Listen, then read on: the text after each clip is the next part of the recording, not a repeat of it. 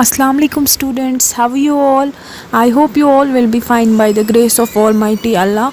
Today my topic is about laws of perception. As I have already taught you the laws of perception. They were law of similarity and law of pregnance. Basically there are six types or we can say principles or laws of the perception, but I have taught you in my earlier lectures two laws. Coming to the third law, which is known as law of proximity. What is law of proximity? According to the law of proximity, things that are near to each other seems to be grouped together. अगर हम कोई चीज़, इसका मतलब ये है, law of proximity हमें ये बोलता है कि अगर हम कोई भी चीज़ एक दूसरे के नज़दीक रखेंगे and we are told to observe the things very keenly, हमें लगेगा कि वो जो चीज़ें हैं they are group together. This is known as law of proximity. Another is law of continuity. अब जो लॉ ऑफ कंटिन्यूटी है इसका मतलब क्या है? The law of continuity holds that points that are connected by straight और curving lines are seen in a way that follows the smoothest path rather than seeing separate lines, and angle lines are seen as belonging together. Law of continuity किसको बोलते हैं? आपने देखा होगा कि अगर हम पैरेलल लाइंस की बात करते हैं, वो जितना ज़्यादा हम देखा जाए उधर कहीं भी कर्व नहीं होता है, वो कनेक्टेड होते हैं बाय स्ट्रेट लाइंस. तो उससे क्या होता है, वो कहीं भी उसका कर्व नहीं होता. So that means there is a continuity in the parallel lines. The lines of continuity holds that points that are connected by straight या curving line in a way that follows the smoothest part.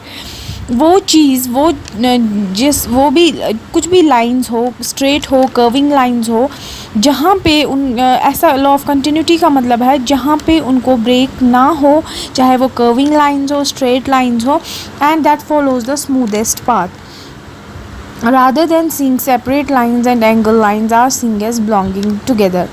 दूसरा हो गया law of closure. ये था law of continuity. Law of closure का मतलब है, इस लॉ के according to this law, things are group together if they seem to complete some entity.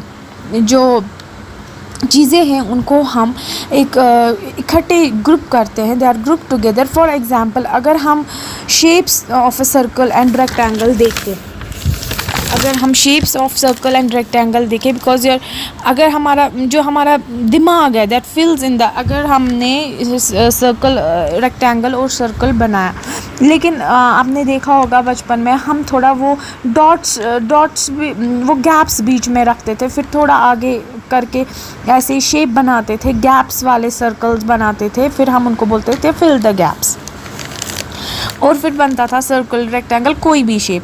And वो जो मिसिंग, वो जब ऐसे फिगर्स बने होते हैं, when we see towards the figures we come to the conclusion that ये सर्कल हो सकता है, हो क्या सकता है सर्कल है, और ये रेक्टेंगल है, विदाउट फिलिंग द गैप्स. हमारा दिमाग ये फिल करता है, दिमाग में ही हम फिल करते हैं मिसिंग गैप्स. इसकी हम बोलते हैं जो ये गैप्स है, इनमें हम अगर हम इनको जोड़े and we group them together, तो हमें ये सर्कल या रेक्टेंगल मिलेगा. ये एग्जांपल था.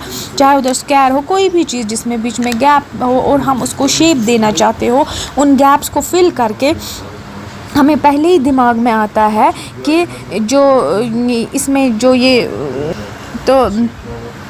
गैप्स को फिल करके हमें एक मीनिंगफुल इमेज बनेगी. Another is law of common region. Law of common region क्या है? This gestalt law of principle. ये जो हमारे लॉज है, हमारे प्रिंसिपल्स है, ये मैंने आपको बताया, गेस्टॉल्ट साइकोलॉजी एक स्कूल है, उन्होंने हमें लॉज एंड प्रिंसिपल्स बताया. उन्होंने बोला कि हम देखें कि लोग जो हैं, दुनिया जो है, वो किस परसेप्शन से लोग उसको देखते हैं, फिर उन्होंने इतने लॉज बनाए, या इनको प्रिंसिपल्स भी बोलते हैं. लॉ ऑफ कॉमन रीजन जो है, the gestalt law of perceptual organization suggest that elements are group together within the same region of space tend to be group together. Elements जो हैं दे आर ग्रुप टुगेदर, कोई भी चीज़ जो है वो group together है अपनी within the same region of space जहाँ पे वो होते हैं, जहाँ पे हमें उनको ग्रुप करना होता है, किसी भी एलिमेंट्स को, किसी भी चीज़ को, they are group together at the same region of space which tend to be grouped together. तो ये थे 6 टाइप्स ऑफ और I can say 6 principles of perception. पहला कौन सा मैंने बताया था, लॉ ऑफ सिमिलैरिटी। दूसरा था लॉ ऑफ प्रेगनेंस, जिसको हम लॉ ऑफ सिंप्लिसिटी भी बोलते हैं, लॉ ऑफ प्रॉक्सिमिटी तीसरा। चौथा है लॉ ऑफ कंटिन्यूटी। फिफ्थ है law of closure. And sixth but last but not least, that is law of common region. law of common region. These were the laws or principles of the perception. One more time I'll just tell you here what is perception. Perception का मतलब क्या है, जो it means the ability to see, hear or become aware of something through the senses. ये जो ये laws बनाए गए थे, ये इसलिए बनाए गए थे ताकि हम देखें, गेस्टॉल्ट साइकोलॉजिस्ट ने सोचा कि हम देखें कि लोग किस पर्सपेक्टिव से, लोग किस नज़रिए से दुनिया को देखते हैं, लोग किस नज़रिए से दुनिया को देखते हैं। ये लॉज हमें वो बोलते हैं। इनमें जो डायग्राम्स है that are shown to you in this picture, you just when you appear in the examination, और जब आपके अगर ये क्वेश्चन आया प्रिंसिपल्स ऑफ परसेप्शन, तो आप इनको ये डायग्राम्स भी बनाइएगा इन लॉज के साथ साथ, ताकि एग्ज़ामिनर को समझ आ जाए कि ये जो लॉज हैं इनका मीनिंग क्या है। अकॉर्डिंग टू डायग्राम जो है वो अच्छे से आपको समझ आ जाएगा, जो स्क्रीन पे दिया गया होगा during lecture. So these were the law of similarity. As all of we know, these principles are often referred to as the laws of perceptual organization, but these phenomena Gestalt psychologists call them as law, more accurate term. इसको इन्होंने पहले इनको बोला गया था principles, लेकिन इन्होंने सोचा Gestalt psychologist ने हम इसको more appropriate term देंगे, that is laws. would be the principle of perceptual organization. Based upon this belief, Gestalt psychologists developed a set of principles because of this and laws to explain perceptual organization or how smaller objects are grouped to form larger ones.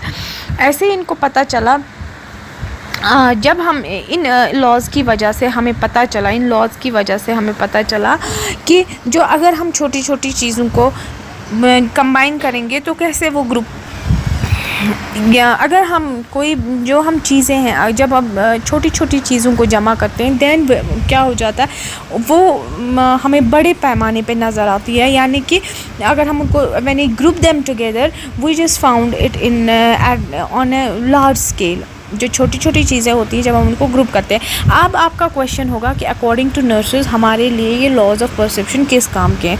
जब आप patient से deal करते हैं, हर किसी patient का एक अपना psychology होता है, हर किसी का अपना पॉइंट ऑफ व्यू होता है.